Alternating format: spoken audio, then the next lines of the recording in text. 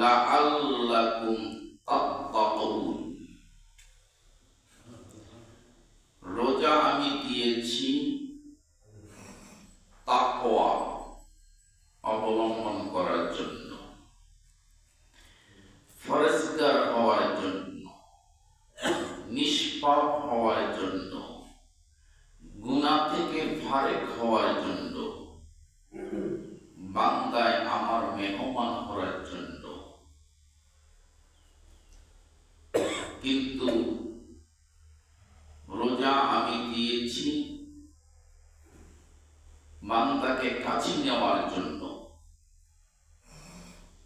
এখন বান্দায় আমাকে তালাশ করে পাওয়ার জন্য, আর আমি রোজা দিয়েছি তাকওয়া অবলম্বন করে যদি আসে, ওই ব্যক্তিকে আমি আল্লাহ নিজে তালাশ করব আমার রোজাদার ব্যক্তি কোথায় আছে।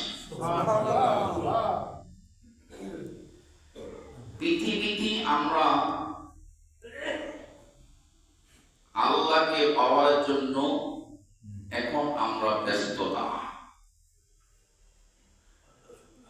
আর তাকওয়া অবলম্বন করে যদি রোজার মাসটা কাটাইতে পারেন, কিন্তু ওই সময় আল্লাহ আপনাকে পাওয়ার জন্য ব্যস্ততা। স্রষ্টা যদি সৃষ্টিকে পাওয়ার জন্য ব্যস্ততা হয়, তাহলে বুঝতেই পারেন রোজাটা কত বড় দামি।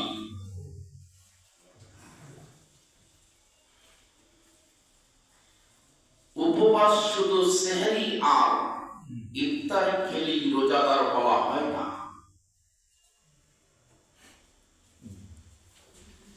কারণ হিন্দু, বৌদ্ধ, খ্রিস্টান, অন্যান্য যত জাতি আছে তারাও কিন্তু রোজা বলে যে আমরা রোজা রাখি। কিছু কিছু সময় তারা কি করেন, খাবার না খেয়ে উপবাস থাকে। কিন্তু আমরা মনে করি যে শরীরের উপবাস রয়েছে, সেহরি খেয়েছি, ইফতার খাবো, আমাদের রোজা করণীয় হয়ে যাবে। কিন্তু শুধু খালি পেট থাকলে, উপবাস থাকলে রোজা হবে না। দুইটা চোখের জন্য রোজা আছে, জবানের জন্য রোজা আছে, নিঃশ্বাস ফালাইতেছেন, নিঃশ্বাস উঠাইতেছেন, রোজা আছে। হাতের জন্য রোজা আছে, কানে শ্রবণ করতেছেন, তাহার জন্য রোজা আছে। পায়ের জন্য রোজা আছে। আপনার অঙ্গ পতঙ্গ যা আছে সকল কিছুর জন্য রোজা আছে। জোরে বলেন সুবহানাল্লাহ। এখন হাতের জন্য রোজা কি?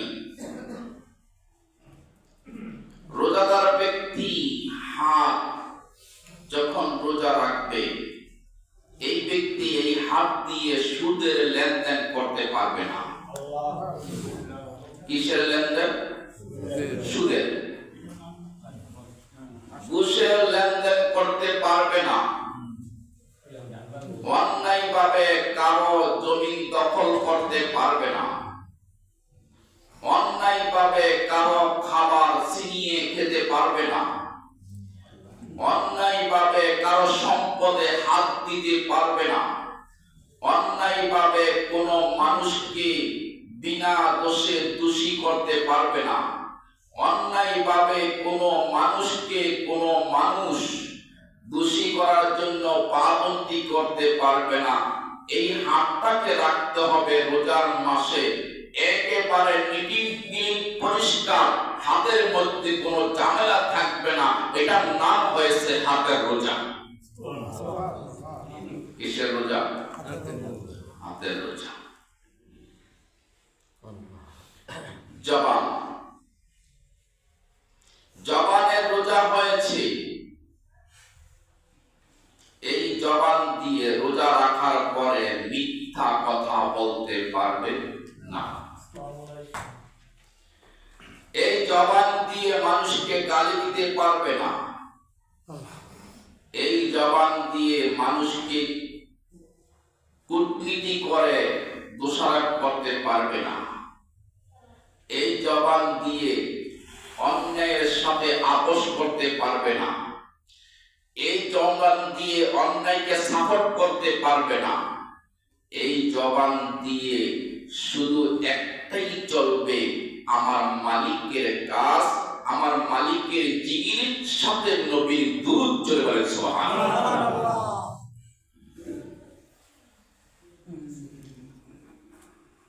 নিঃশ্বাসের রোজা কি? এই নিঃশ্বাস যতক্ষণ ফলাবেন সারার সময় আপনি আপনার নিঃশ্বাসকে আপনি প্রশ্ন করবেন